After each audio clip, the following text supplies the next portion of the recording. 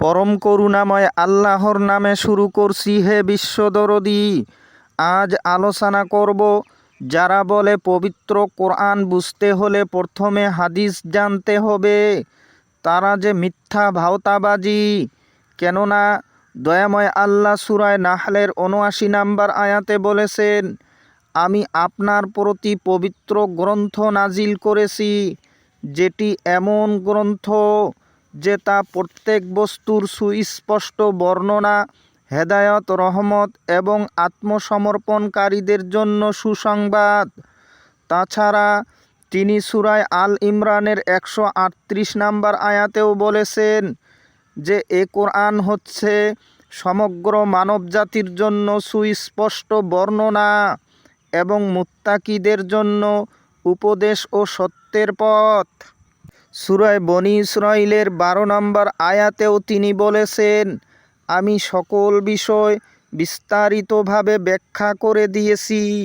হে দরদী, এবার আপনারা দয়াময় আল্লাহর কথা শুনবেন নাকি মোল্লাদের বানানো কথা শুনবেন, সেটা আপনাদের ব্যক্তিগত ব্যাপার। আপনি যদি সত্যিকারে সত্যের সন্ধান করেন কিংবা সত্যের দিকে ধাবিত হতে চান, তাহলে আপনার জন্য পবিত্র কোরআনই যথেষ্ট। কেননা পবিত্র কোরআনের পথই হচ্ছে একমাত্র সবথেকে অধিক সরল পথ। সূরা বনী ইসরাঈল আয়াত নাম্বার ৯।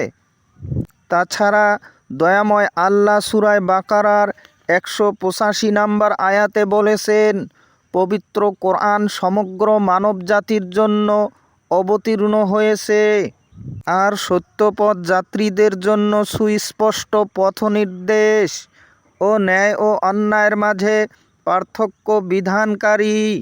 তাই হে দরদী, আপনারা মানবরচিত কিতাব হাদিসকে বর্জন করি পবিত্র কোরআন নিজ মাতৃভাষায় পড়ুন।